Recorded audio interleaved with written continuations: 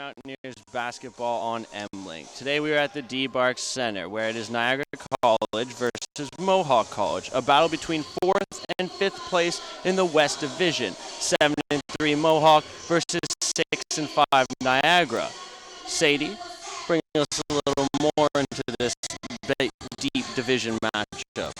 Okay, so the first time Mohawk came against Niagara, I was on Niagara's turf, and we won. So hopefully Mohawk can keep that going and pull out another win tonight.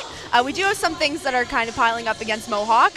We have 5 injuries, or 5 players that are out of the game, which is huge. So Jakayla Dowse, huge player for Mohawk, does a lot of rebounding, a lot of, when rebounds, putbacks. Carissa, another big player, really good on defense. She's also out. Sam Pockernick, we haven't seen her a lot this season. Unfortunately, she's been concussed for a while now. She hasn't gotten back into it. Shannon is still off on her wrist. Hopefully she'll be back early February. And Jen Abella, I noticed that she wasn't in her warm-up gear, so I'm not sure what the injury is there, but she has had a recurring ankle problem. I will say having 4 starters missing from the lineup will be a very key task for them to overcome, as well as Sam Pockernick, their leading scorer with almost 20 points per game up to this point in the season, who is actually still to this point in the season only appeared in 4 games. So as we go forward, one of the major things we're looking at is who will be the people that step up in these certain absences. Sadie, do you have any players that are key impact players to look for this tonight's game? Definitely Steph Reinmack, who's back. So she was back at the Humber game last, which unfortunately Mohawk lost 62-55. But she was back and had 17 points, played 24 minutes. So she's definitely going to be someone to keep an eye out for today. She got 2 for 6 at the 3-point line at that Humber game. So she came back off of a wrist injury, and it looks like she came out performing. So hopefully she keeps that up today. And Mohawk, they seem to really come together as a team, and I think that they can make up for the injuries and loss of players they have today. Well, Mohawk College looks to bounce back from their loss on the road against Humber, and they will try to bounce back tonight with a win over Niagara College, who they were losers to in the first time. So now the rematch from the D-Bark Center next on M-Link.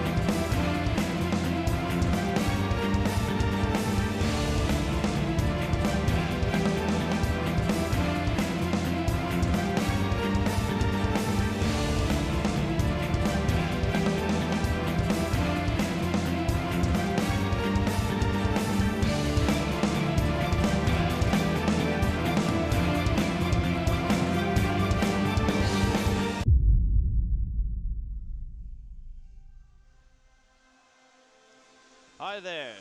So, welcome to the D-Bark Center at Mohawk College. Tonight we'll be bringing you the starting lineups between your Mohawk Mountaineers and your Niagara College basketball teams. Starting for Mohawk College tonight, we will have Caitlin Arbor, Karina Brown, Steph Rymack, Monica Batnick, and Hunter Johns.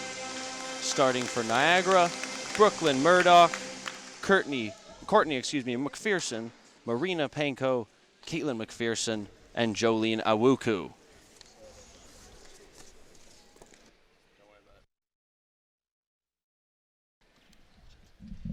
And now we start with your Niagara Knights.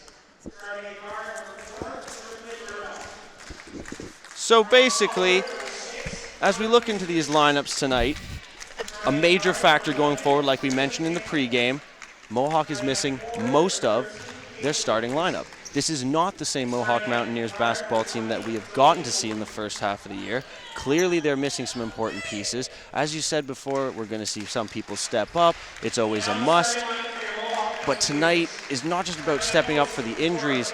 It's kind of also about rebounding. I think from a tough loss where they were so close to defeating an undefeated team in Humber, and they came just that short.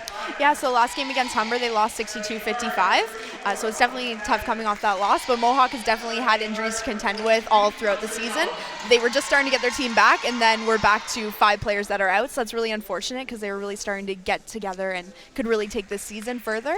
I think that they're going to, work with what they have, and they seem to be still pulling out wins. 7 wins for the season on half of a team is pretty impressive anyways, so I think we'll still see a tough game because Mohawk likes to give us those, and I think that they still have a chance at winning this game, even with all the injuries that they have. We'll see how hard Niagara comes out against them tonight. Mohawk stands 3-2 at home. They've actually won 3 straight, most recently over Fanshawe 63-62, but that was well back in late November, early December. There's been a lot of time that has passed since then. This Mohawk team has also had a tournament where they performed in Seneca Sting Women's Basketball Classic in North York and finished second, losing in the finals 80-72 to Fanshawe.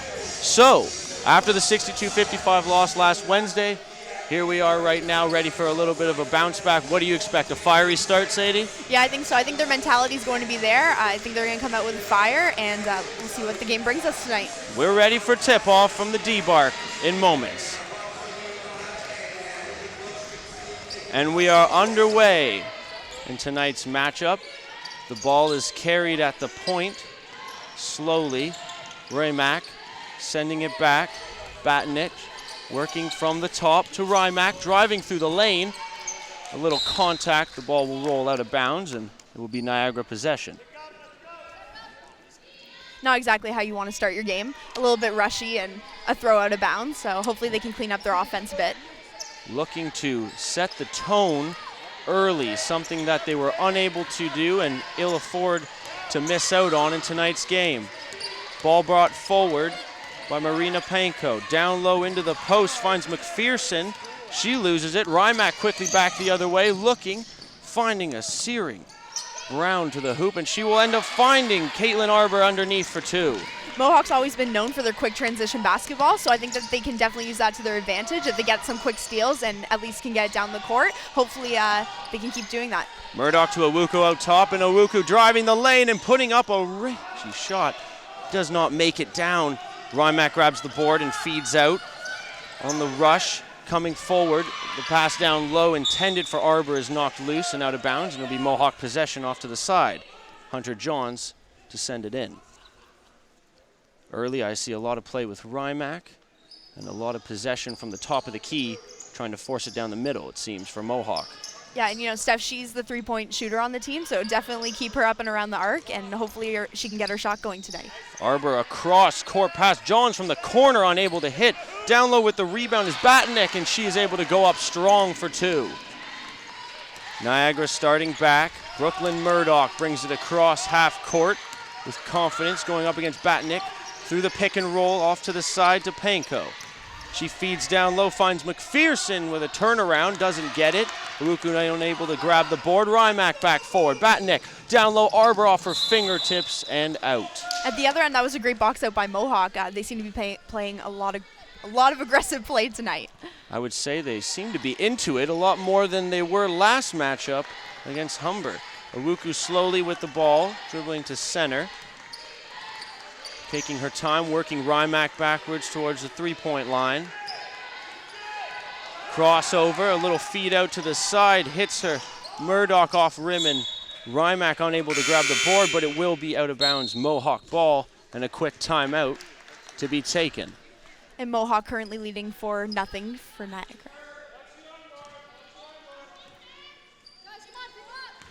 Ball brought forward by Batnick.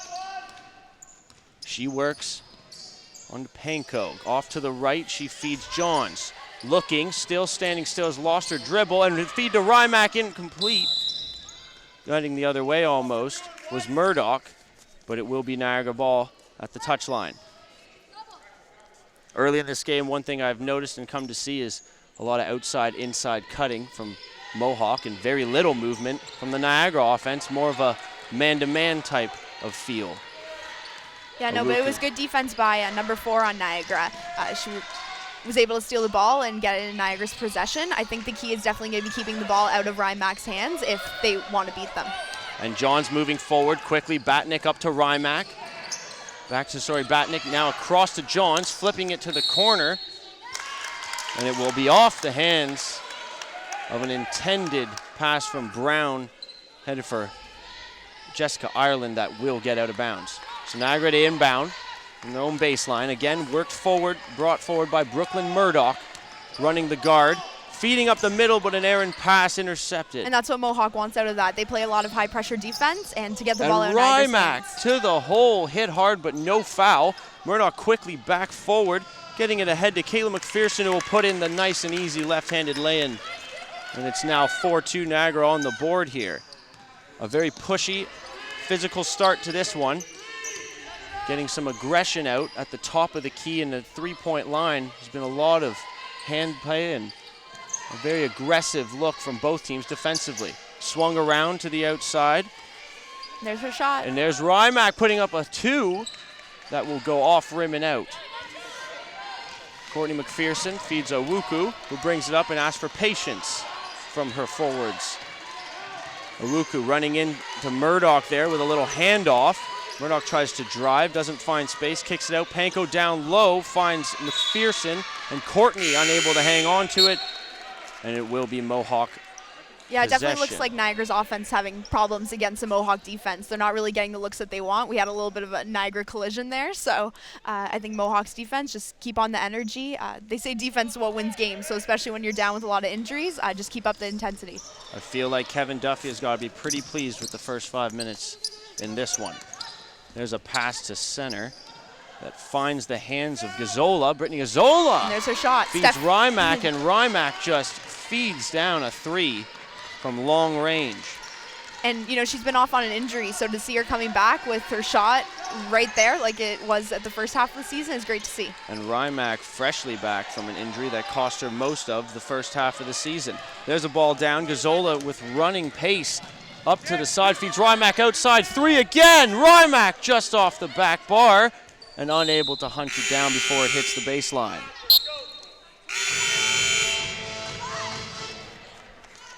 So quick subs being made by both sides, and a timeout will be taken by Niagara College.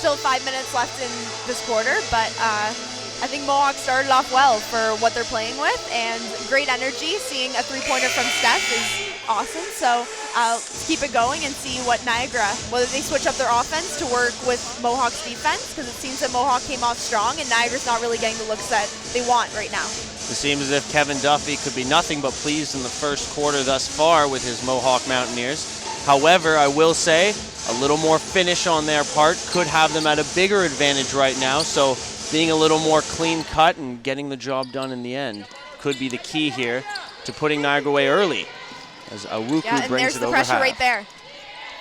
And that immense pressure trying to bring turnovers for Mohawk.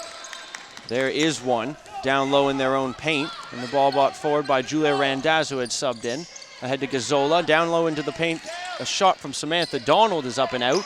The board grabbed by Murdoch for Niagara and battled with by Jessica Ireland. Yeah, Mohawk's all over the ball right now. They definitely look like they want it more than Niagara at this They are point. hunting. Niagara to inbound from their baseline under immense full court pressure from Mohawk, who has kept it up the entirety of the first quarter. Owuku swings across. It's a corner shot. 2 is up and out from Caitlin McPherson. The board is grabbed by Brittany Gazzola. Quickly ahead, she finds Jessica Ireland. Ireland goes across, finding Steph Rymack. To the corner, she finds Samantha Donald. Donald up top to Gazzola. She finds Rymack in the corner. still looking for space. John's jacking up a 2 off rim and out, but the board grabbed by a hustling Samantha Donald. She feeds Julia Randazzo at the top of the key, driving down the lane and putting up a wicked shot that bounces just out. Samantha Donald down low working for the board, but unable to come up.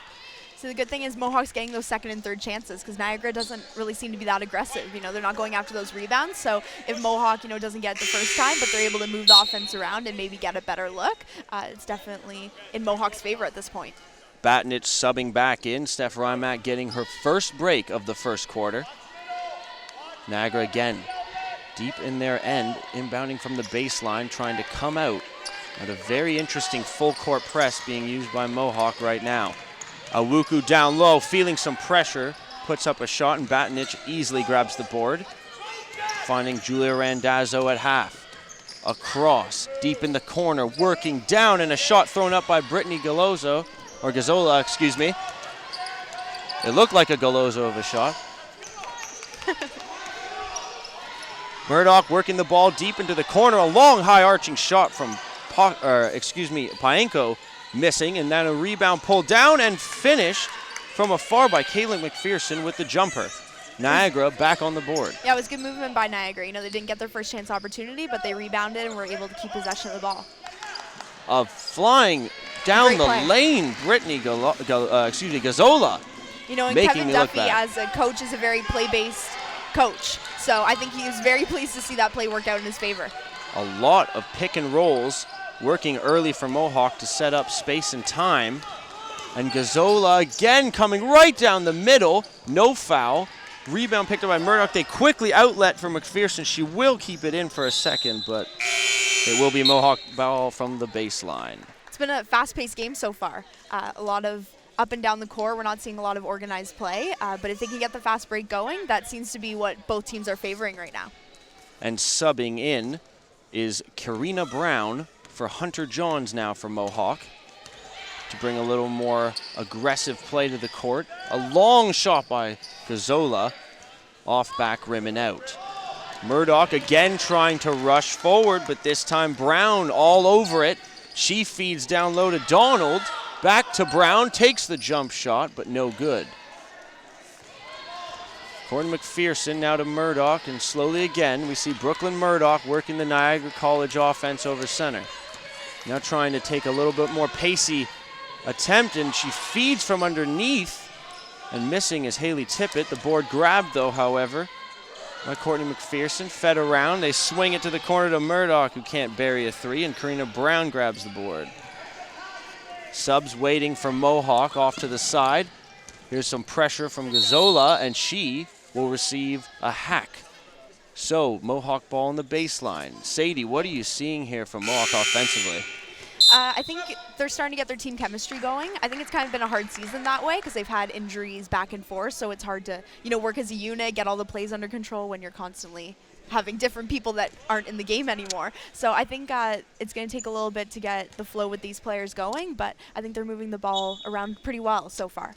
Showing some skill and athleticism nearly going, and a great backdoor pass there, as you mentioned, from Batnick to Rymack underneath the basket, and it's 11-4 Mohawk with just 2:20 and counting. Rymack's definitely going to be one of the keys this game. Rymack with most of the 11 at this point. I believe she has 7 of 11 Mohawk points. There's a three from the corner. McPherson misses. Rebound tipped out off a hand of Batnick, so it will remain Niagara College ball.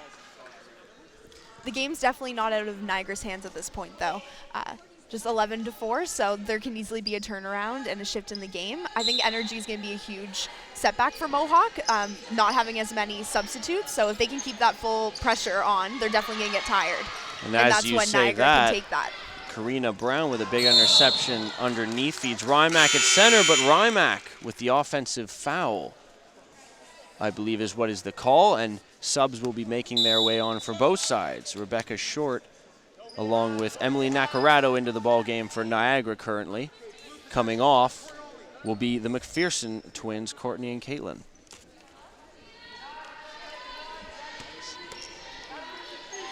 Inbounding from the side now, Haley Tippett. into Brooklyn Murdoch. Murdoch working the top of the paint, searching as Mohawk continues to kind of run a very off man-to-man half 2-3 zone type feel, and a travel cutting into the middle from Haley Tippett as she took the pass off the sideline.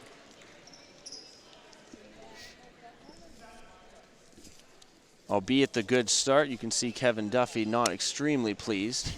Yeah, when you said Kevin Duffy was going to be happy, you must be new here, because Kevin Duffy's rarely happy. I clearly haven't met Kevin enough to understand what happiness is. No. Rymack going forward, and that will be a foul on Brooklyn Murdoch as you take a look right here.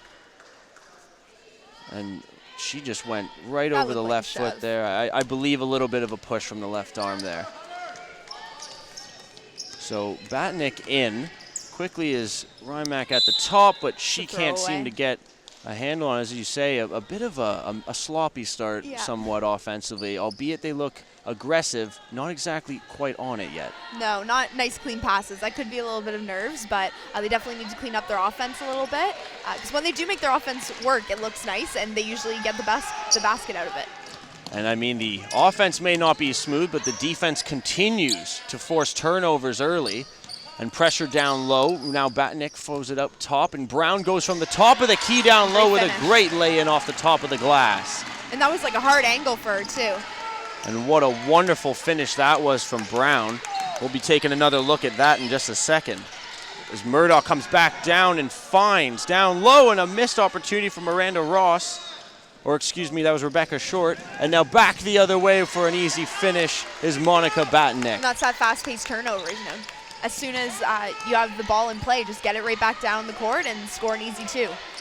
Brooklyn Murdoch holding at the top. Now to Emily Nacarado, trying to drive on Caitlin Arbor. Now down low, they find Emily Nacarado again with the turn hook finish. Just under 30 left in the first quarter. And with the first quarter coming to a near end, Arbor taking long pass feeds. Brown at the top of the key and can't bury. And one last rush possible for Niagara as they whip it down. Nacarado with a quick jump and gets her own board, goes up strong. No call on the play. Under 15 to go as Rymack moves to center.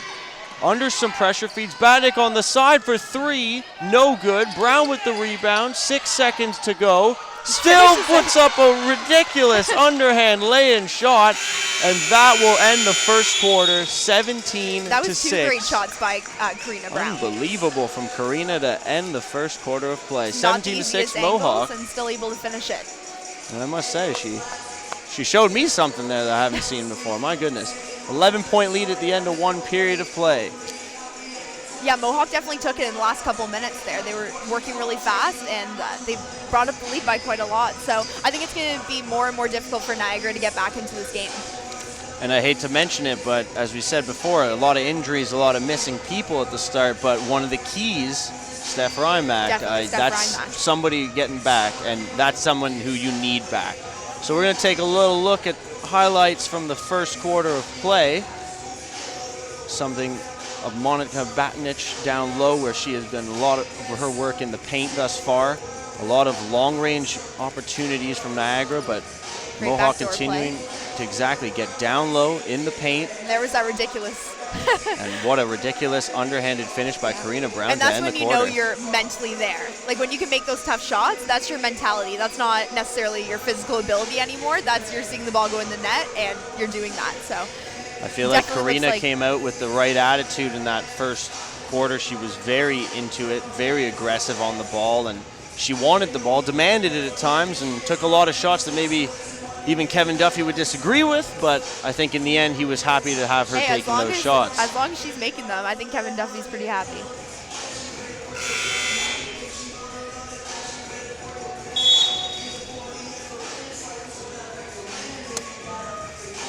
So looking at the points, Niagara, they only have 6 on the board, 4 of them coming from Caitlin McPherson, who is one of our top players to look out for. She's averaging 12 points per game, along with, I'm assuming it's her sister, Courtney McPherson.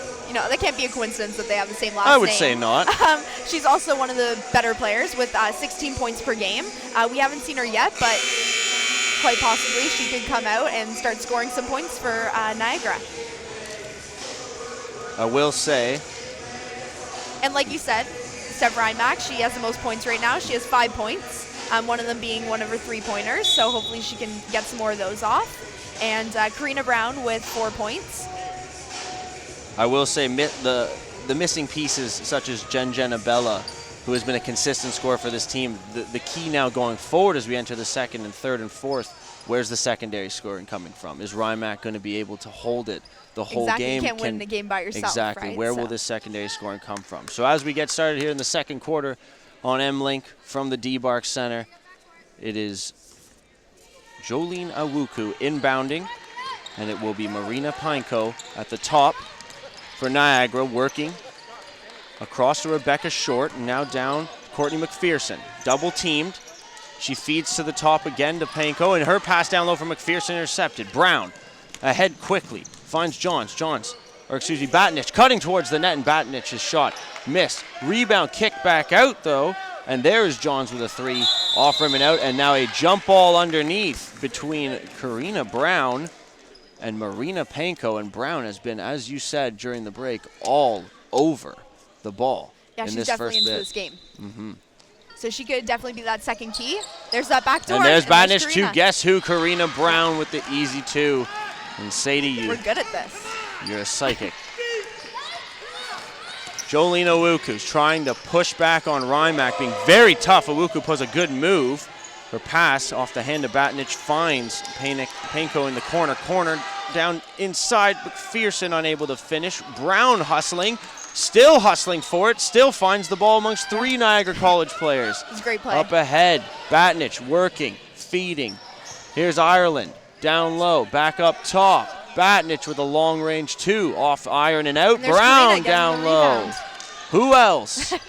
And I think we're going to be saying her name a lot tonight. Exactly, and Jolene Awuku comes up unfortunate with the loose ball for Niagara, though, coming forward. Reinbach still playing one-on-one, man-to-man with Awuku, picks up her dribble, and again, down low, finds Caitlin McPherson, and she drains the long-range jumper, and Niagara down 11.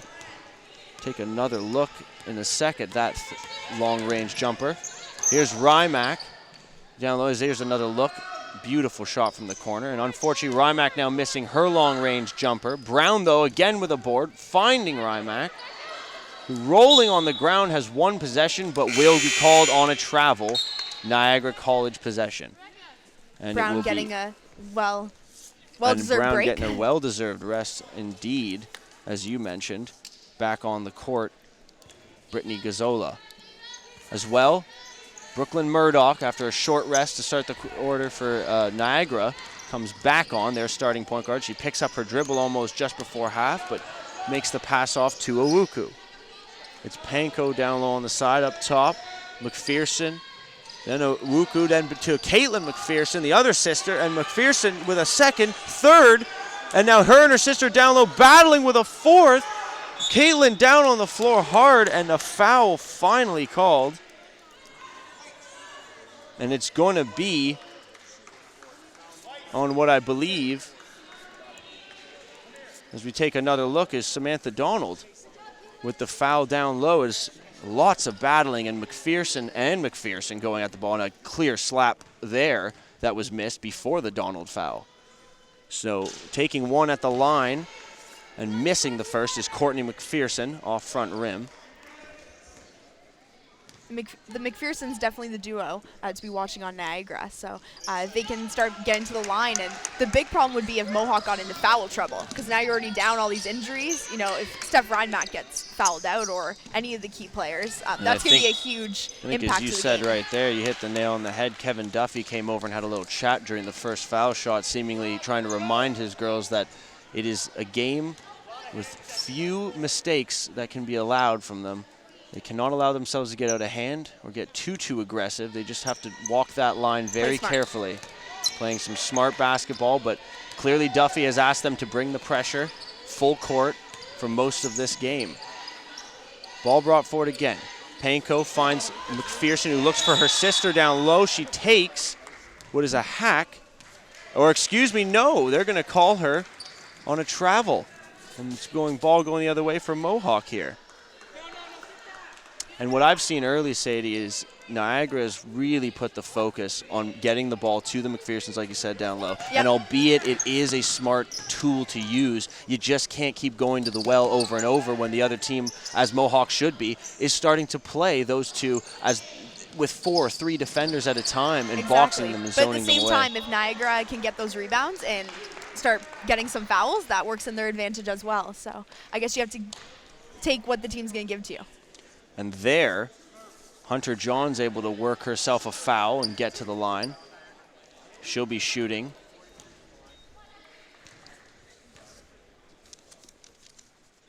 She hits the first, giving Mohawk an extended lead of 11 now. Just over 7 to play in the second quarter. Johns makes both. And the lead is up to 12, biggest lead of the game for the Mountaineers at this point. Brooklyn Murdoch working on Gazzola. Across, she finds Awuku. To Murdoch. Murdoch and Awuku have been pretty much the backcourt version of the front court McPherson twins for Niagara. Awuku fighting and putting up a shot. Rebound come down is Rymack running the court, and she will take a foul from Courtney McPherson, who was trying to hustle back. Yeah, that was a smart play by Steph. You know, she kind of crossed over and went right in front of her, so I don't think Niagara really had any other option than to foul her.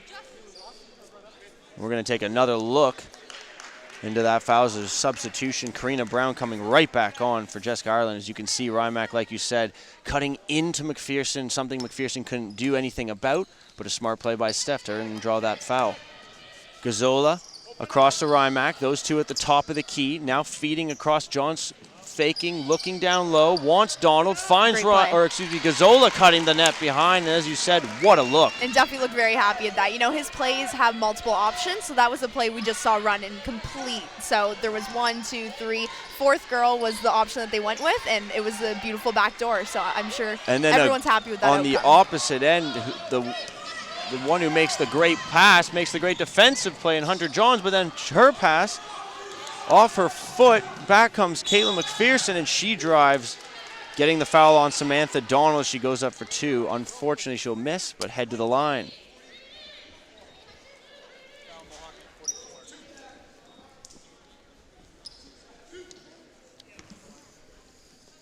Mohawk still holding quite a big lead, 23-9. I think this can be one of those games that, you know, Duffy can work a lot more players into it, get people working on the plays, you know, really focus on the smaller parts since it's not a super close game, and you can take those kinds of risks and work on the plays that will help you later on in the season when it gets down to those tight games. I mean, always time to work, and in-game seems to be the best. And now we will see a substitution as Donald, who has 2 personal fouls both in this quarter, will be coming back to the bench and sitting on the sidelines, subbing in, Caitlin Arbor off the bench. So the Mohawk 5 on the court, Gazzola, Arbor, along with Johns, Rymack, and Brown. Gazzola with the shot clock down, putting it up. Arbor grabs the board, feeds Johns another quick shot, and unfortunately not falling right now for Mohawk. Niagara with the pace back forward. Murdoch stopped, though, threw a bad pass into the middle, and it was easily intercepted by Arbor. She tried to find Brown. It went off a hand.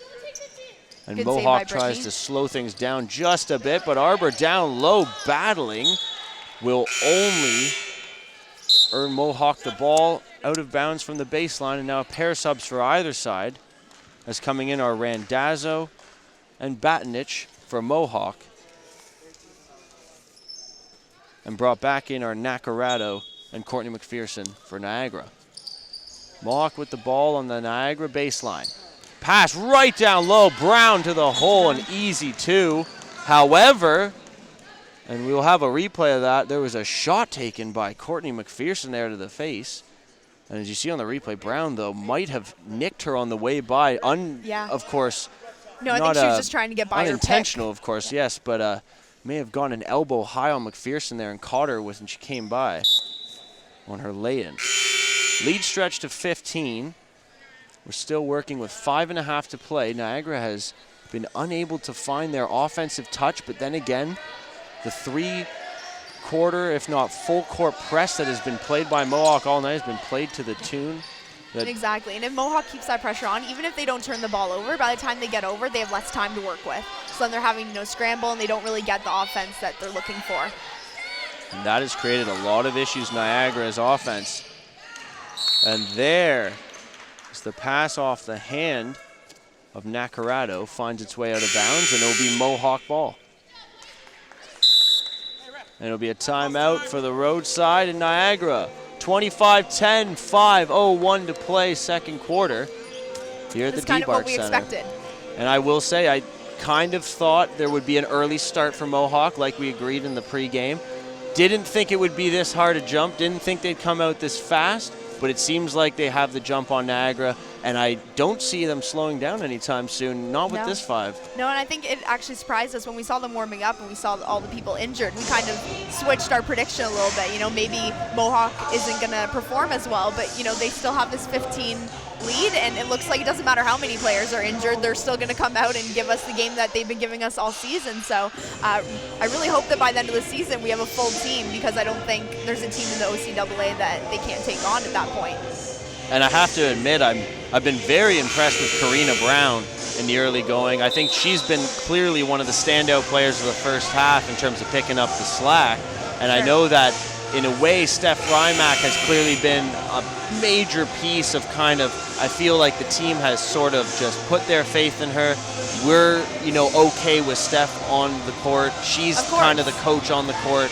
And that might be an extra feeling of help as well. Yeah, and she can take over Jen, Abella's role. Because Abella most of the time is our point guard, but Steph can easily fill those shoes, be the three-pointer, you know, put the plays together. So that's a really important thing for Mohawk to have.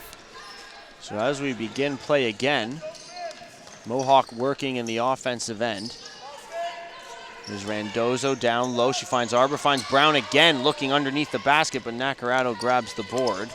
And out come Niagara, and now we will see a travel. A couple extra steps taken by Marina Panko as she came across center court. Again, that full court press has been just that, vicious and aggressive all night from Mohawk. Gazzola finds her teammate Brown, and I can't say enough about the down low play of Brown, but if not the lack thereof defense from Niagara under the basket. Awuku facing two-man pressure, getting no help. Oh, a bit of a physical turn up there between Gazzola and Awuku, and it'll end up in possession for Niagara off to the side. It can be frustrating too, because as a team that's down by this many points and still having a team pressure you in full, that can be very frustrating and hard to take mentally, knowing that, you know, you're already behind, but this team's kind of jamming it down your throat by still putting that pressure on you. Bit of a flustering tactic used by Duffy and Mohawk. And with the shot clock coming down, there will be no shot put up by Niagara College.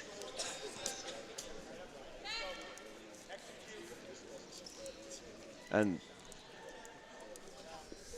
off to the side is Batnick. She will inbounds, and Randazzo, across court. Gazzola across back. Randazzo gives it back to Gazzola. Gazzola cutting towards the basket with a fine finish with the right hand. And that's her move. She's very, she can weave through the crowd, and layups and those easy bunnies are definitely her style of basketball. And it was easy shots like that Duffy will take all night for the Mountaineers. And now Niagara, I see their offense, it looks just kind of scrambled. They don't look like they have a lot of chemistry. And as you say that, the shot by Panko high off the backboard.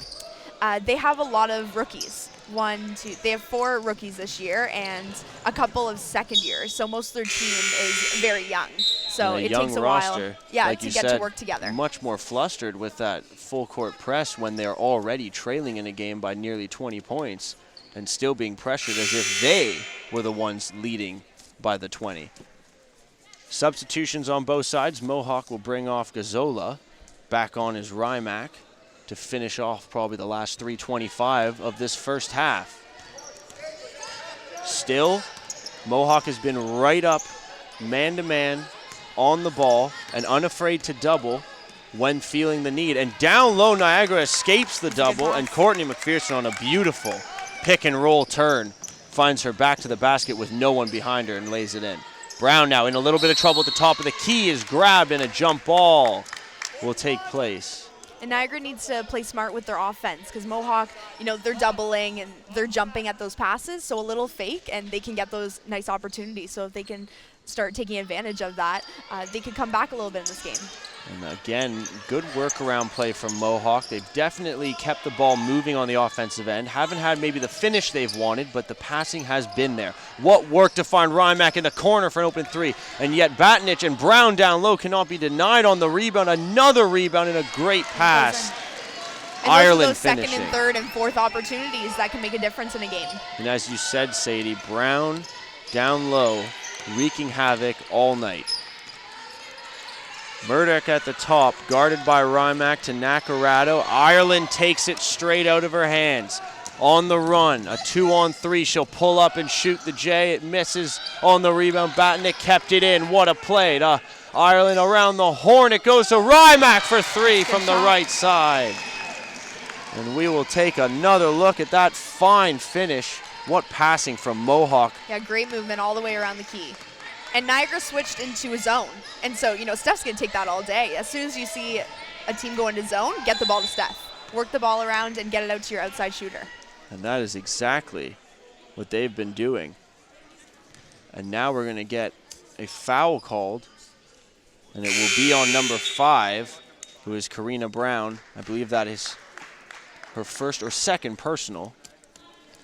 Subs for Niagara will be Nacarado coming off, and coming back into the game is the once injured Courtney McPherson returning to action. Just under 2 minutes left in the game, left in this quarter, sorry.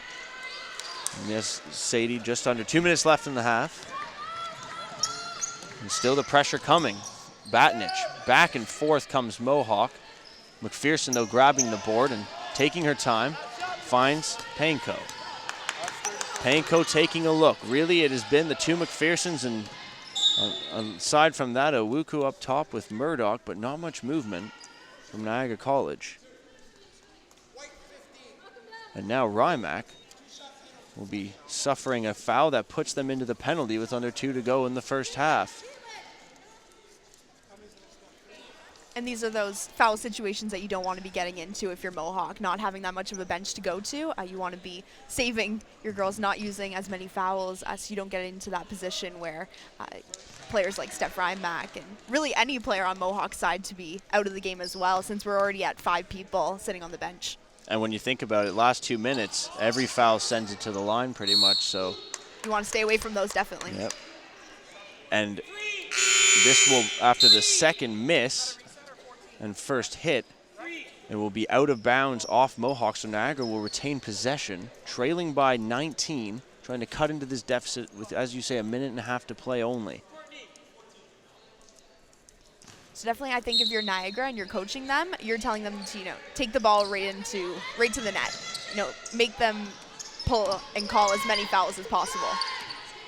Under 10 to go on the shot clock. Murdoch pulls up a 3 and drills from the top of the key and back quickly. As we'll take a look at that 3-pointer from Murdoch in just a sec. Come Mohawk, and their shot off rim, and Randozzo can't grab the board. Niagara will work forward. There's another look at that beautiful Murdoch 3. McPherson at the top to Murdoch. Under 1 minute to play. The McPhersons go to each other down low, and the foul called.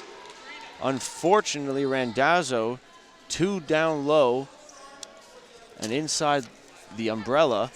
And I don't know whether the teams are playing more aggressive now, but I thought in the first quarter the refs weren't really calling any fouls.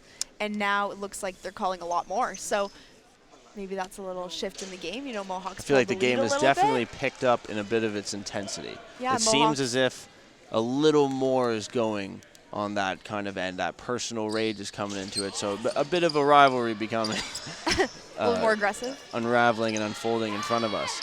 Rebound again offensively, goes for Niagara. So there with under 10 on the shot clock, another 3 coming from the corner off the side of the rim. And here's some movement down the side from Randazzo. Under 35 to play. She finds Johns. Johns to the top of the key, Ireland. fouled, and it will be taken off to the side. Not a shooting foul. It was on the ground, and Niagara not in the penalty. Substitutions, Brown and Gilzola in, Randazzo and Ireland out for the final 29.3. There is the pass from Batnick. Down low, she finds Brown. Brown to Batnick, up top to Gilzola, back to Batnick, shoots the three from the top off of iron and out. And unfortunately, Donald was just unable to keep that ball in. Mohawk putting on a little bit of a press for these last 19 seconds. Continuing with that theory, not allowing a second for Niagara to breathe as they pass mid-court. Murdoch takes a tough pass in transition. Awuku finds Murdoch again at the top of the key. Murdoch drills. And that will cut the deficit. And in the last 5 seconds, it's rushed forward. And that is going to be a foul called on Murdoch with 1.3 to go.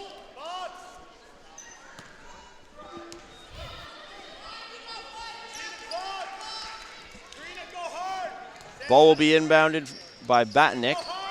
1.3. Inbound off that fingertip to Gilzola, and because of that, she could not Yeah, it looked like retain Duffy wanted possession. a little bit of a different outcome there. He was looking for Karina Brown to finish it off there. So 34-22 for Mohawk. It's kind of the game that we expected. I think that they're going to keep that roll going. I figure for most part right now, what we've seen from Mohawk has pretty much been as aggressive as Kevin Duffy could have, well, hoped and pleased for. I mean, honestly, I think they'll keep pushing. I think there's only a push that can come more from the second half. I don't see that they'll let up at all, and I really don't think that they should. I mean, honestly, they've been getting a lot of fouls, and that may be something they want to keep track of more going forward with the lack of players they do have in tonight's game. But considering the first half and the scoreline, a pretty good first half of play from the Mountaineers. And, you know, hopefully Niagara on the other side of things, I think that they need to get their offense a little bit more organized. Maybe they'll switch up the defense and throw something new at Mohawk, because that could easily shift the game as well. Change up the defense, throw Mohawk off their game, and maybe Niagara can get back into this. And I will say we've seen a lot from the McPherson twins as well as Awuku, and I mean a lot of the game has been from either behind the arc or down low for Niagara, and unfortunately they really haven't found their balance of play, so maybe we haven't seen the best of Niagara College yet through the first half. Maybe there's more to come. And maybe there is more to come, but at the same time I feel like Mohawk has done a really good job of bottling up that offense. Exactly, so we'll see what it brings with the next half. Yeah. Second half action to come next on Emling.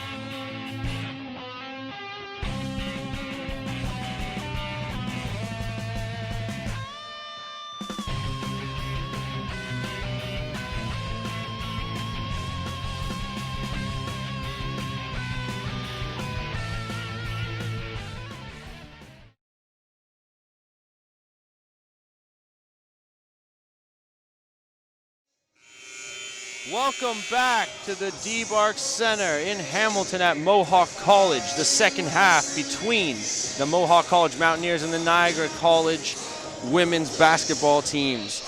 Right now the score stands at 34-22 for Mohawk. It's been a very impressive first half from the Mountaineers. And as we are looking over some of the first half stats, a couple things to point out. Karina Brown, 10 points, 8 rebounds, as you were telling me before the half.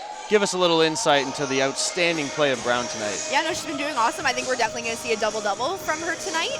She's very aggressive. She's rebounding. She's shooting. She's being in every aspect of the game, basically. A big stat that stood out to me for this first half is Mohawk has had 18 of their points off turnovers, which that's huge. That just means that, you know, Niagara's playing sloppy, and Mohawk's able to turn that around and get points off of that. And the other thing is second chance points. We noticed that Mohawk's been, you know, out-rebounding Niagara huge, and they've gotten 11 points off of that. So I think Niagara definitely has to fix up their turnovers, fix up their rebounds to get back into this game.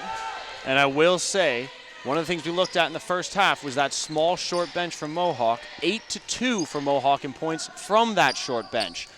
Shot goes up quickly from Owuku. It misses, comes down and into the hands of Batnick, who has another board. She goes down low, and Arbor draws a foul on Caitlin McPherson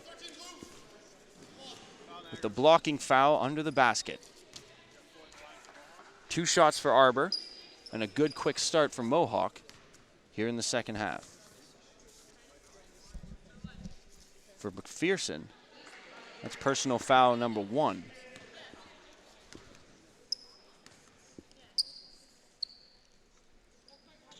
Arbor able to make the second. And Niagara comes back, now trailing by 13. Owuku slowly finds in the corner Murdoch. Shot is up and off rim and out. Quickly back up, Johns finds Batnick. Back to Johns at the top of the key. It works it across to Rymack into the corner, finds Brown, but her shot goes off the side of the backboard. Niagara pick it by up. Mohawk, though. And as you said, good end-to-end play to whip it around from one corner to the next. Owuku at the top of the key. Lots of standing still from blue right now. Not a whole lot of movement. Already under 10 for them. And Murdoch tries to force up a shot off the hand of Batnick and out of bounds. So only have 6 seconds in this play. And now we will take another look at that. Owuku beating it around. Murdoch just finding no space. Great box out defense from Mohawk there. Owuku now taking the inbounds from the corner, drives on Arbor, puts up the shot, and Arbor receives the foul. Did her best to plant her feet, but did not set in time. For Arbor, that's personal foul number 1.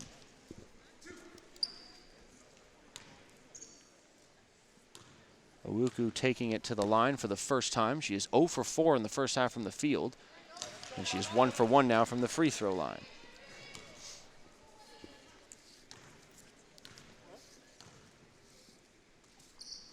Second shot up and through. And Niagara College will be subbing back in Marina Panko. Coming out, Haley Newham. Mohawk inbounding.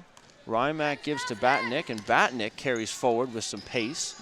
Quickly tosses it off to Johns. Back to Batnick at the other side behind the 3-point line. Down low to Arbor.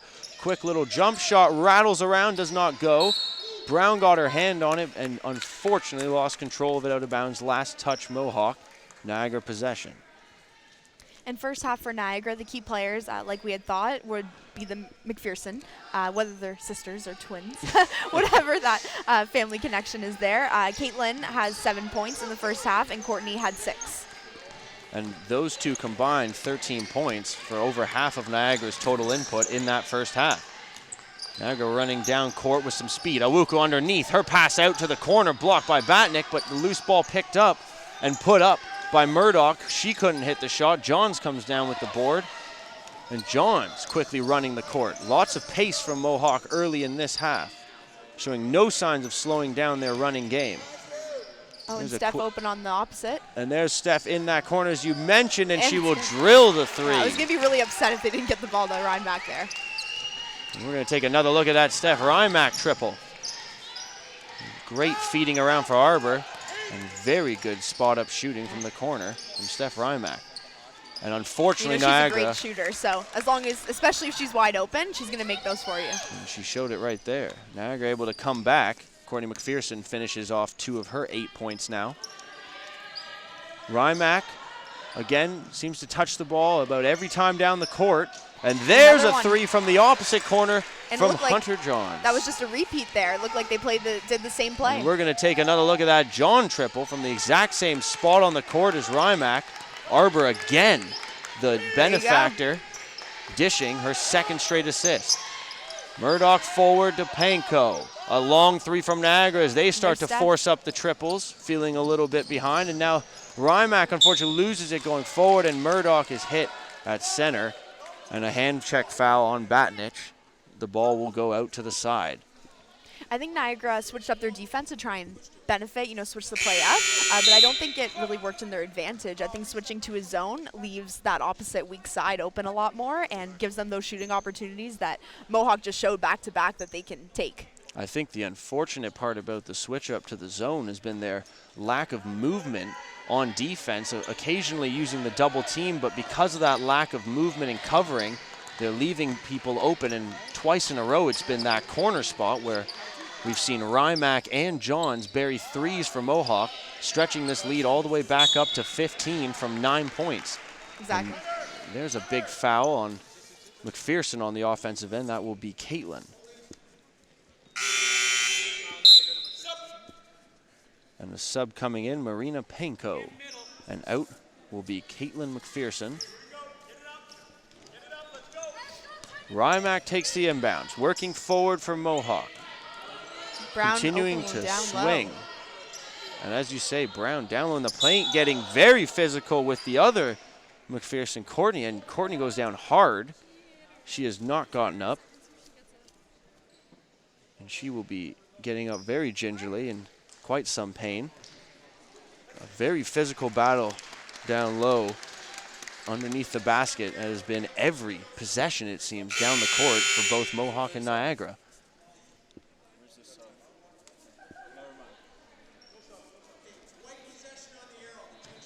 It'll be possession, for Mohawk, working in the offensive end. Batnick out to take the inbounds, finds Rymack at the top of the key. She swings it to Gazzola. Back to Batnick and the quick jumper. Mohawk buried. definitely has their shot going today. Can say that again. The second half has started on fire for the Mountaineers. Barely missing. Murdoch with the push, finds in the corner a Nice three shot. from Penko. And a huge three. Niagara needed that. They were starting to slip away out of this game. Quickly back down the court, the Mountaineers pushing. Johns from the corner finds There's Rymack. She sets, drills, and banks done. it home. And every time Niagara has answered, Mohawk has been there to re-answer the call. Exactly. And Mohawk's really good at those across-court passes. So if the defense is caught slipping over, Mohawk will definitely take that chance and toss it over to the other side. And they have shown us time and time again, no fear in the offensive end. Niagara showed a bit of a push to the basket there to gain that basket. Rymack spinning, finding Gazzola. Gazzola goes cross court. Batnick tries to go down low instead of Johns to Brown. Brown lost it. Awuku with a good tough play. She's slow to get up though. Referee looks to her, but she's all right, waves him off. Murdoch down low finds Courtney McPherson with no one around, and now Niagara with a couple quick baskets. It looks like Slowly Niagara is turning switching up momentum. their defense. They've gone back to man, which I think is the right choice at this time after you've had a couple threes shot on you and that have gone in, between Rymack.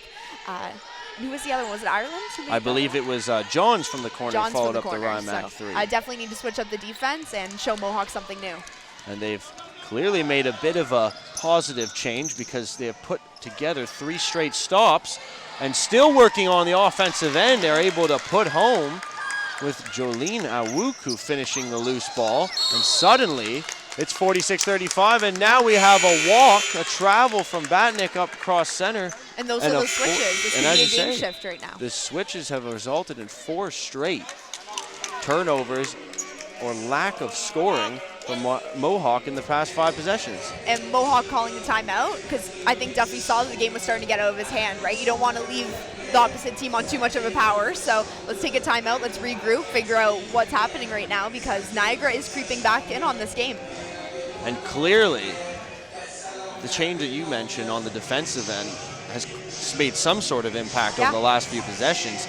But I'm actually more interested to see if Mohawk will continue to play the kind of offensive game that they were playing in that first few minutes. It seems like in the last few possessions, they almost felt bad about how much they were scoring, and they've lessened kind of the they attack. let up on the gas. Yeah, the you got to foot keep is the gas pedal on. Exactly.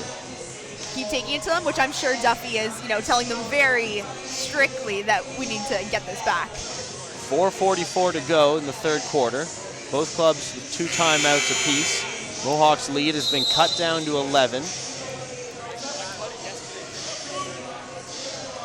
And coming out of the timeout, we'll see if Duffy decides to go with one of his very many set plays, as you mentioned, Sadie, which involves a lot of crisscrossing, a lot of passing, and it's execution in general. They just need to execute those plays. You know, don't get too fumbled or break under the pressure. So I think man-to-man is a little bit more of a challenge to play against for Mohawk because they have such great shooters. So zone's an easy offense for them to control.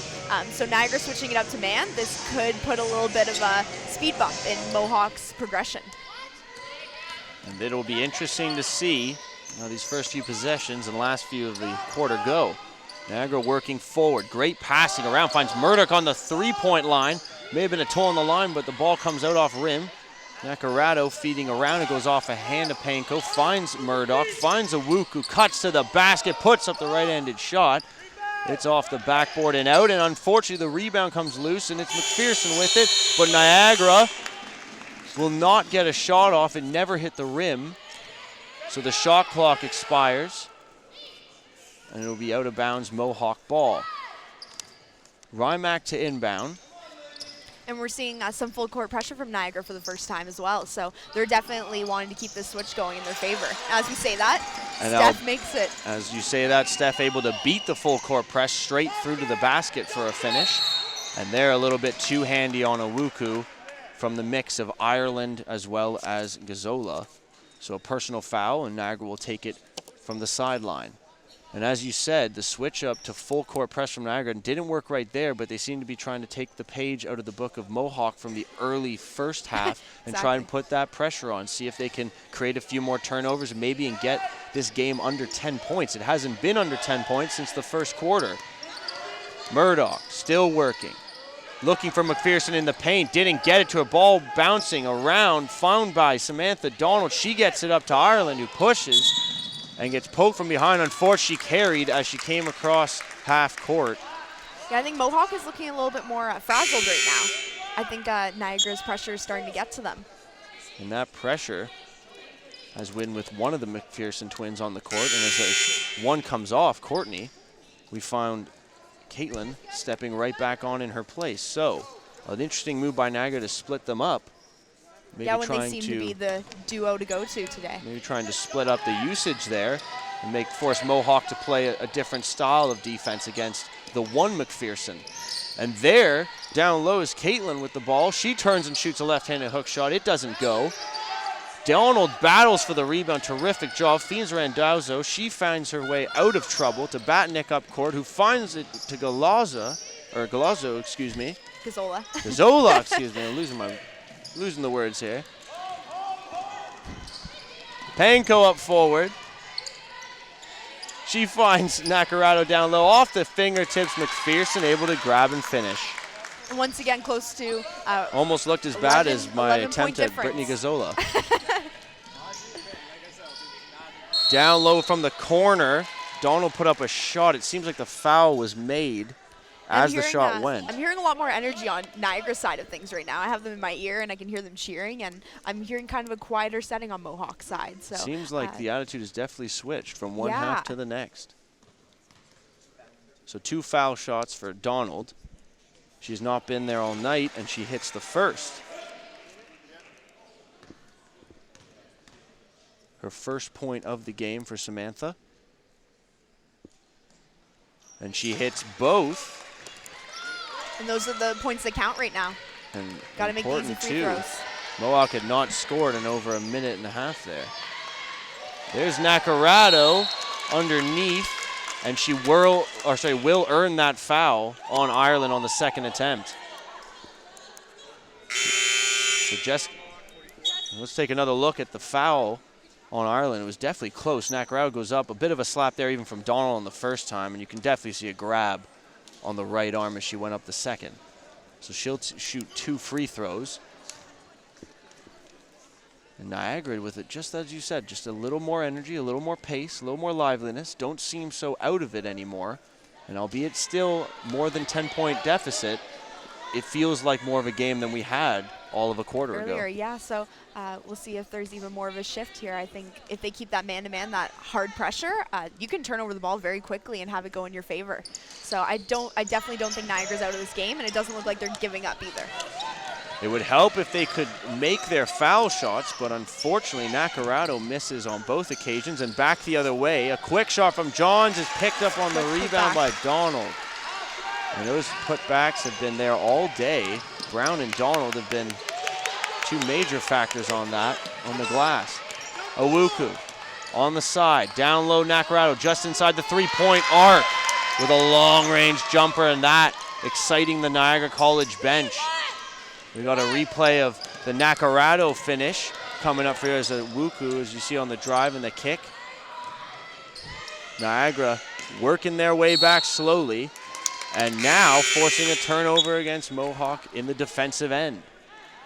And Sadie, it seems like Mohawk may ever so slowly be losing the grip on this one. Yeah, no, there's definitely been an energy shift. Oh, as we say that, you know, Steph Rymack's getting back into it. So I think definitely seeing that they need to make a little bit of a change, bring some more energy, and maybe just bring the play back. I think a huge problem is missing Abella. She's that person who can bring the team together. That's what you usually expect out of your point guard.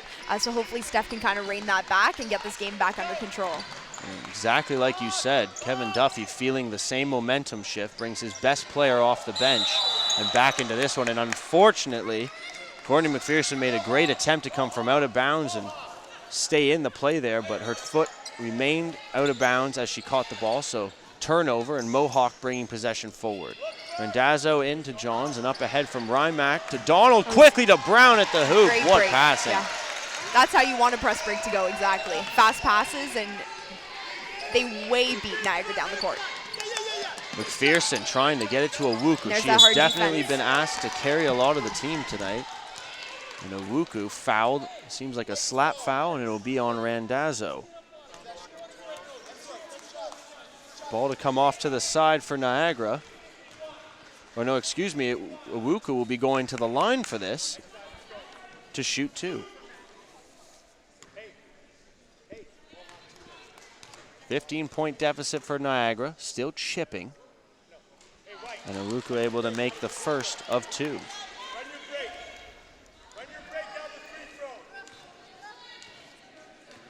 They were 50%, 4 of 8 in the first half as a team, and they seemingly keep that going here with a 1 for 2 from Owuku. There's a long three quickly down the court coming from Johns, and unfortunately, as McPherson grabbed the board and worked into her, she will suffer a foul. And that's a problem when you get into a situation like this, because now every foul is taking Niagara to the line. And if they have that energy going and they want this game, they could take that just in foul shots. Or at least it will help. Well, it definitely will be a bonus for Niagara to be getting the free opportunities to score. Unfortunately, as I said before, just continuing to miss foul shots at a very high rate, and McPherson unable to make either. So Mohawk escaping there, not getting scathed at all. Randazzo takes the pass from Rymack down court. She's battled hard by McPherson. Her pass down low to Johns off the hands of Johns with a little bit of help from Brooklyn Murdoch. So Mohawk ball from the baseline. Lots of movement and nothing coming from that. The pass inbounded off of McPherson. We'll have a little chat with the referee about how far she needs to stand back. A little too close for comfort on that one.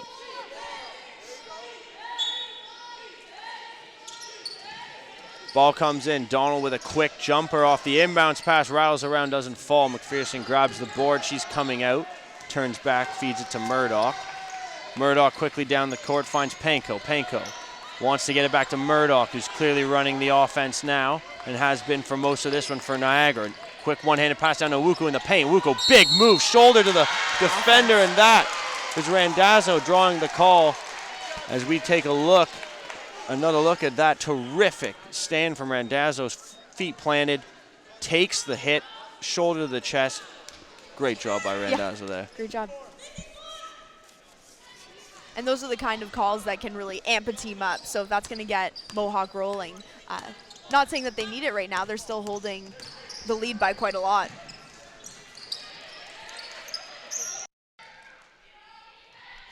So Owuku will come forward now to center. There's a big screen set by McPherson. Play goes forward. Randazzo at center took a shot. He is not okay at first. Will be walking off. And the referee explained to Duffy it was a legal screen, feet set from McPherson. But of course the size difference there. 5'3" Randazzo, and of course Courtney McPherson a whole 7 inches taller. Not exactly a very fair game for Miss Randazzo. The David and Goliath factor there. Marina Panko off to the side, working. Feeds Kayla McPherson. Stop, pops the 3 quick, just in and out. Ireland finds the board, under pressure, finds Rymack though. Rymack quickly. Gazzola working, down low. Kicks it out. John swinging it around. Ireland now to Gazzola again. 10 seconds left in third quarter. Under 10 seconds of play, as you say. Rymack back to Gazzola. Still working for it. Down low. Throws up a flimsy shot. Doesn't make it. McPherson comes out and will not be able to get the final shot off. As we come to the end of the third quarter. 54-40 Mohawk lead Niagara. We thought Niagara might have made more of a shift in the game, but Mohawk was able to keep that lead. So we'll see what happens in the fourth quarter. Tempo. We have highlights coming up from the third quarter of play for you here. Take a little look at the action, and lots of passing early, lots of feeding around. We saw a couple outside threes. The Rymack, exactly, the Johns on the other end. Lots of shooting early, and then it really turned around and went right back the other way for Niagara. Yep. Just and I think a huge thing game. was Niagara changing their defense. I think it really threw off Mohawk's offense, and they weren't able to get those shots that they were used to seeing. Karina Brown, she had a great first half. I don't think we saw her as much in the third quarter. That might have been just Duffy giving her a break. I would say Karina definitely had the time, just wasn't as influential with her play in that quarter. But I will say Niagara made a lot of good changes. They came out a little harder. They brought a lot more effort in the third quarter. And seemingly, I think the whole game, really, Niagara's been on the glass really well. They've been competing. However, finally shot selection picked up a bit. Exactly what we were mentioning before we got into the second half is you got to be making those shots. You got to be finishing and executing. One thing, of course, that Kevin Duffy speaks about for Mohawk all the time. On that end, Niagara was not executing in the first half, but clearly a little better execution towards the end of the third. And if possible, I mean, 14 points is not an improbable comeback to make in one quarter. So if they can keep up the pressure and full court press, we may see a bit of a closer fourth quarter finish. And like we had said, that Karina Brown, she's been playing awesome. So just getting the stat sheet, she's now has a double-double. She's got 12 points and 12 rebounds. So awesome game for her, and hopefully she can keep that up. And on Niagara's side, Courtney McPherson, she's been having a great game. So she also has double-double with 12 points and 14 rebounds. So she's definitely been helping Niagara on the board side of things. And if Courtney has not been getting her name on the board for her rebounds and points, she's definitely been making herself heard. She's been hit, beaten, and battered with all day by the Mohawk forwards and D. Yeah, it's definitely been an aggressive game, both sides. It's definitely been aggressive on both ends, and she's felt the brunt of it for Niagara. So we will see how this fourth quarter gets underway. Panko to start inbounds and gets it right back, and off the hand of Rymack, all over her to start. Niagara will re-inbound. 9:55 on the clock, early fourth. It is Nacarado down low. She swings it out, and it was Caitlin McPherson with the 2 that goes off the glass and out. Ireland turned it back over to McPherson, though, under pressure from her and Nacarado. The rebound is loose, and it will be a jump ball. That's very aggressive play from both teams. We're seeing the ball thrown around a lot, and no one's really... And excuse me, sorry, that will be a foul and Mohawk ball. Sorry to cut you off there, Sadie. That's okay. But no one, everyone's wanting the ball, no one's giving anyone the easy opportunity to bring the ball up. Not as much a press from Niagara in the early going, but they do continue to play the zone defense, and unfortunately, as you say, Brown wide open down low to make her presence felt. Which I don't think Brown's someone you want to be leaving wide open at this point. Very good drive to the hoop by Murdoch, unable to finish with the left hand. And Rymack able to come back. She finds Ireland on the move. Ireland looked for Brown, couldn't find her. Sets up a chance for Batnick. She does not shoot. Swung around, and here's Gazzola somehow able to step around a defender and make a trick shot off the backboard. I told you, that's what she's good at. She can weave through the crowd and sees that glass and finishes. Great finish from Gazzola. Back the other way, an air ball and the shot from Nacarado. Too much pressure, and Rymack hitting the floor hard. on And the Steph foul having a coming great from game. Murdoch. She's up to 16 points. And Steph Still has have a whole definitely quarter been, ahead. like you said prior and in the pregame, and a very important piece. Coming back, healthy, looking strong, looking like she hasn't missed a step from her game in the past. Exactly. And, I don't think you can expect anything more from her right now. She's had a terrific game through 3 quarters, and what a pass down to There's Brown off again. the fingertips. She takes a hard foul underneath the basket, and she's going to go to the line.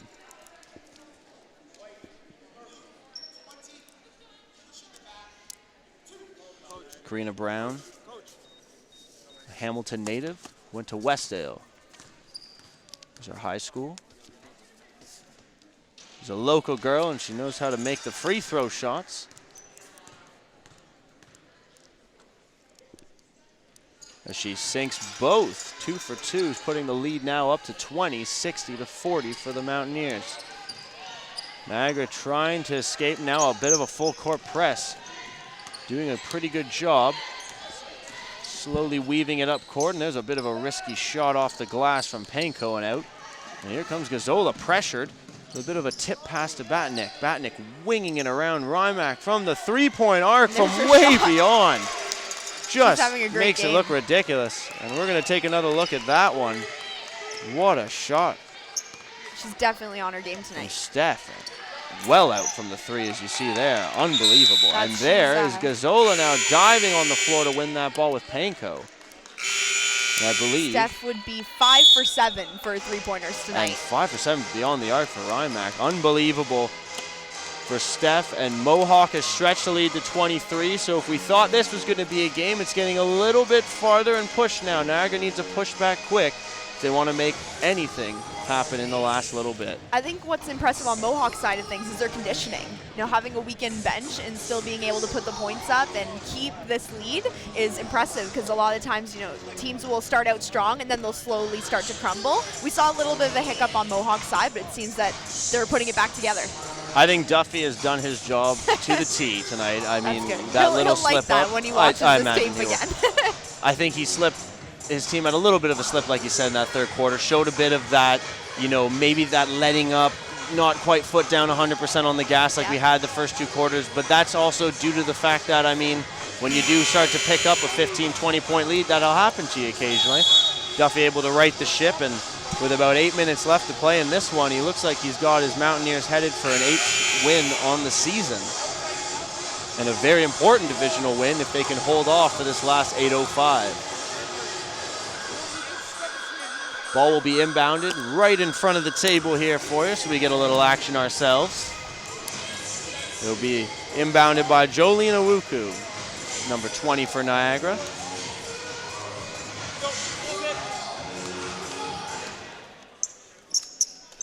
Ball is inbounded to Panko. Right back to Owuku. She and Murdoch have really controlled most of the ball tonight from the top of the key and decided for Niagara what their offense will run through. And unfortunately, they forgot the shot clock, as even did we for a second there, and with just 10 seconds or 15 to go on it, they run out of time. Yeah, usually the team would be counting them down, but I don't think they were aware that they were running out. I think the whole bench was even unaware there. And there's Brown cutting through the hole very quickly and easily. Lost the touch right as she went up, and unfortunately, or fortunately for a second there, McPherson lost it, but it came right back in the hands of her teammate and finds her sister down low. Caitlin able to put up the quick 2. Rymack moves forward. She works on Murdoch. They have gone at each other all night. Brown at the top, takes it through, finds Ireland. The foul comes though, and it is going to be on Mohawk. Yeah, I think it was 3 seconds in the key. Yes, 33 seconds in the key. Which is unfortunate. Mohawk hasn't really done a lot of post-to-post movements. That would have been a nice play to see, and maybe they can start doing a little bit more of that. It was definitely one of their first post plays in terms of passing and quick movement from their bigs. Owuku again taking forward. It's been her and Murdoch all night for Niagara. She finds Newham. Newham, we haven't seen much from her. She stops, looks to pop, does not. Finds Owuku again. Owuku, a little bit stop, no pop again. Finds Newham. Long shot with 2 left, and it goes off the backboard. Rebound goes up. It does hit rim, but it's coming out.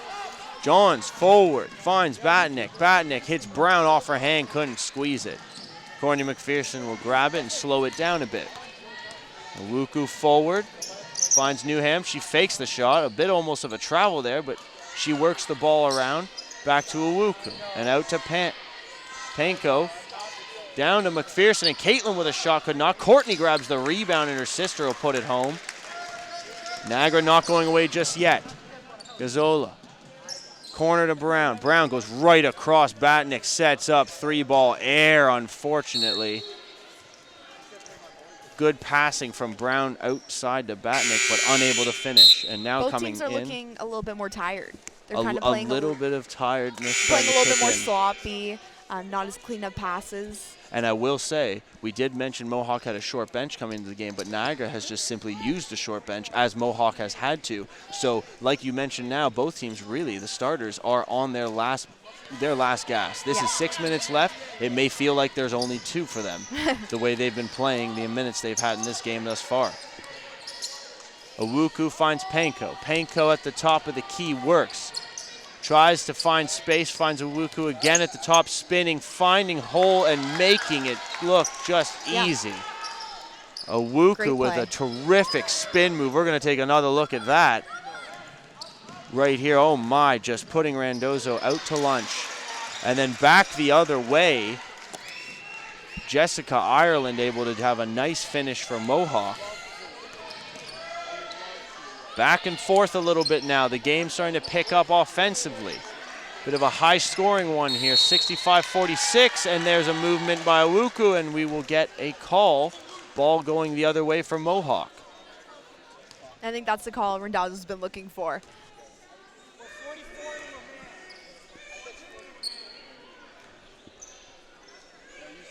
Ball inbounded by Mohawk and brought over half by Randazzo. She finds Batnick. Up top to Donald. Donald to the corner to Randazzo. Still switching it up, finds Ireland at the top. Thought about the 3, ends up going down to the hoop. Tried to find Donald, but as you say, a sloppy pass. Intercepted by Murdoch and ahead to Owuku. Owuku finds Caitlin McPherson. She will drive and get charged on the offensive foul. Terrific work by Randazzo again. She's good at setting herself up for those. Terrific balance and control when needed down low in the paint. And the substitutes coming on, we are going to see Rebecca Short enter the game for Niagara College, number 21, and give McPherson, that is Caitlin, 13, a break. John's in, quickly up comes Ireland, up ahead to Randazzo, and Donald is the benefactor of some terrific passing and a lack of defense. We're going to take another look at that terrific play from Mohawk. What passing, Ireland up ahead, hits Randazzo, and Donald's just watching an empty net, staring her in the face. 67-46, 4:56 to go, 4th quarter. From the D-Bark Center on M-Link.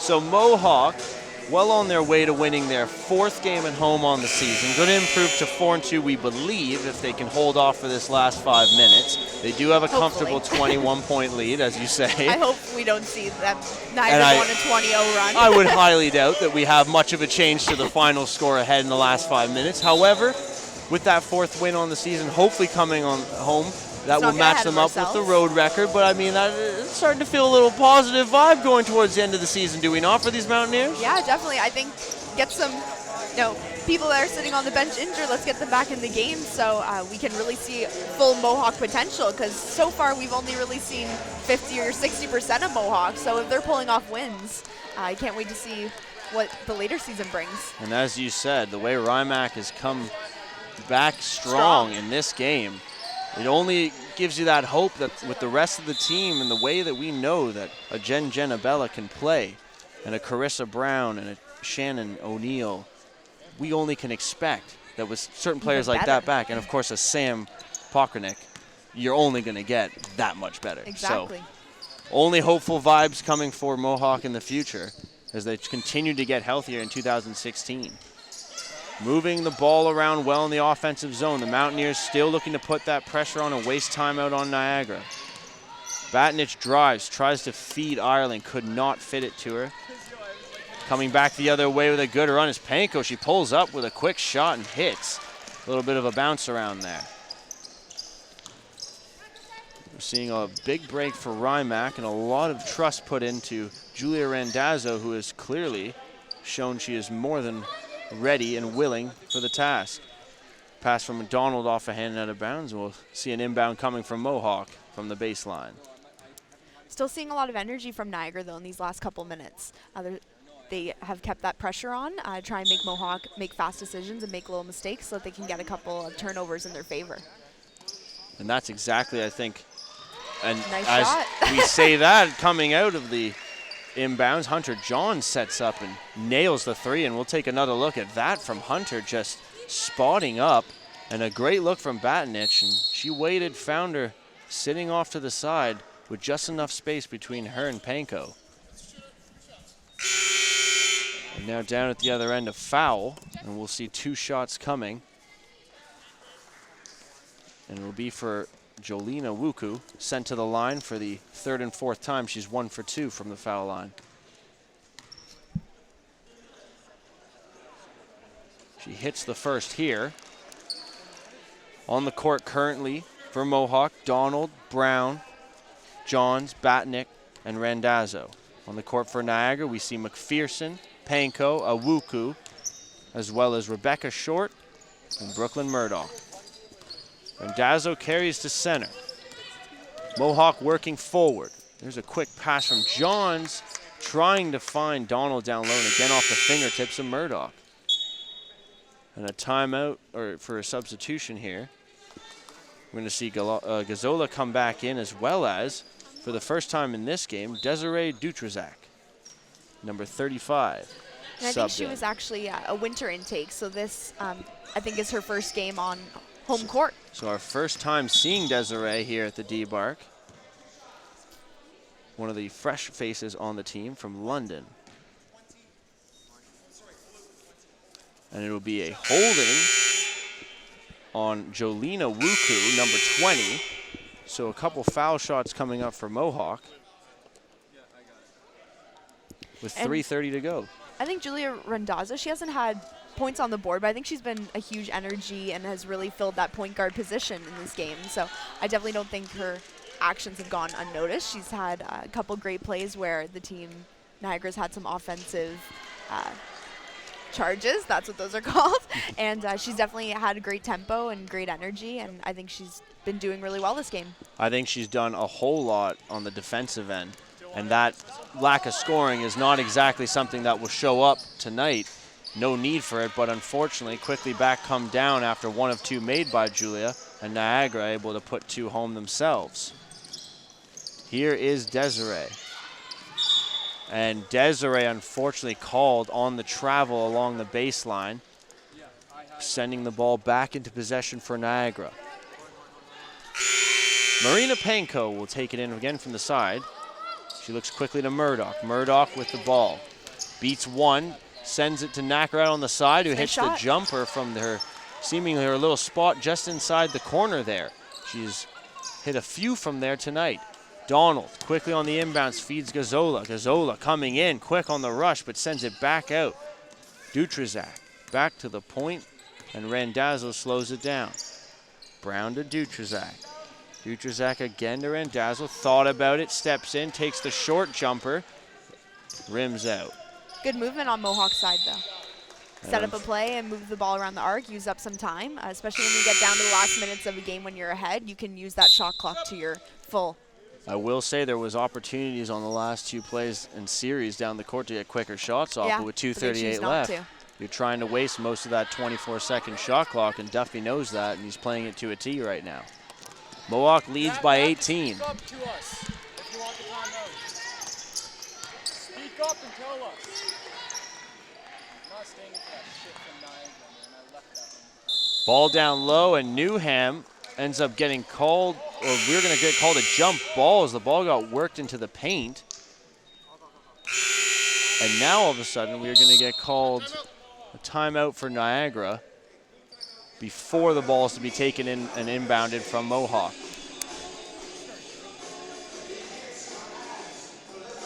So as we sit with about 2:20 to play, 18-point game, Mohawk has taken it to Niagara.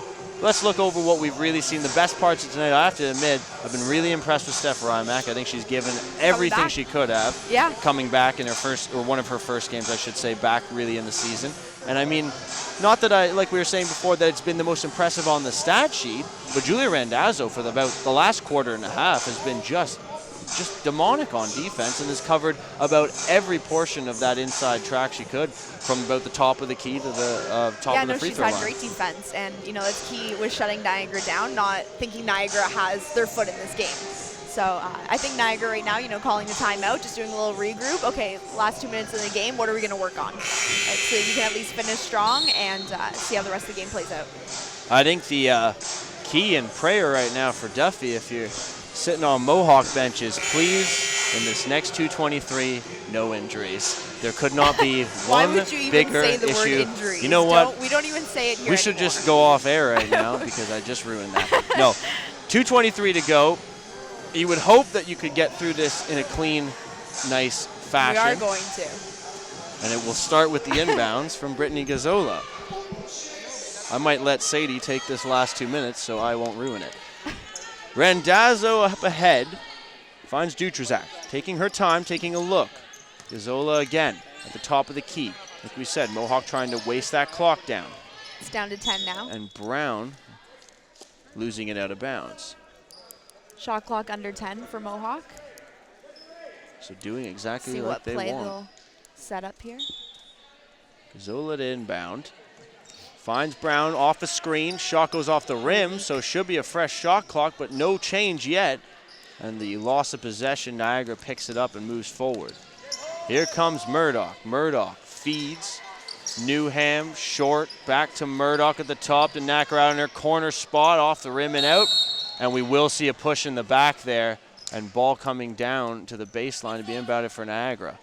Brown with a bit of a push on Niagara, She's or aggressive, excuse me, on definitely for those rebounds. So short. And yes, she has been aggressive all night. And I mean, you're going to take the good with the bad there, and occasionally you will have a little over-aggression, but Brown has teetered the line quite well most of the night. On the inbounds, Murdoch takes from Newham, drives to the paint, puts it up, and will get the foul as she gets to the hoop. No hoop, but will earn the harm.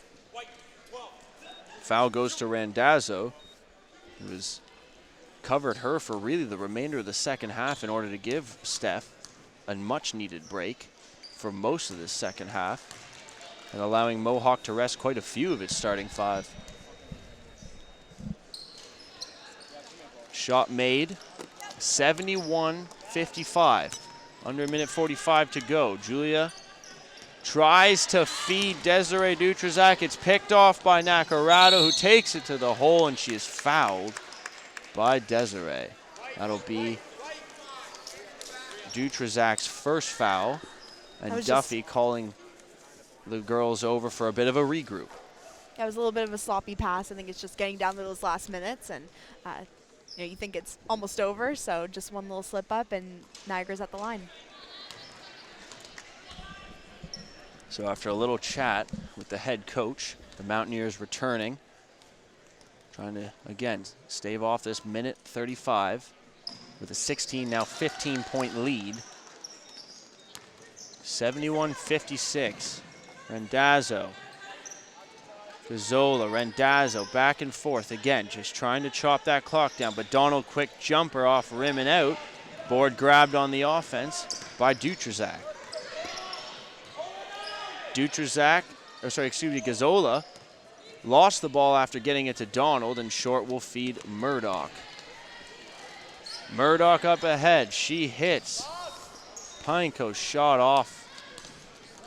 And Randazzo back with it through center, feeding Dutrazak. Dutrazak feeds Gazzola. Gazzola to Dutrazak. Down low, it's Brown. Brown up top. Randazzo back. Here comes the cut from Gazzola, and the shot put up out of bounds. And it will be Niagara ball, just 46.3 ticks left.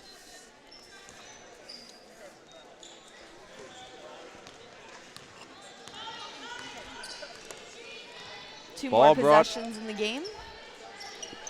Panko to Murdoch. Murdoch has held the ball most of the night for Niagara. These last moments now, and Nacarado shot off the side of the backboard. Quick little steal, and Murdoch will put in the easy 2. As Mohawk brings forward with under 24 seconds left. Shot clock on 20, about a 3-second or 2-second difference shot clock, game clock.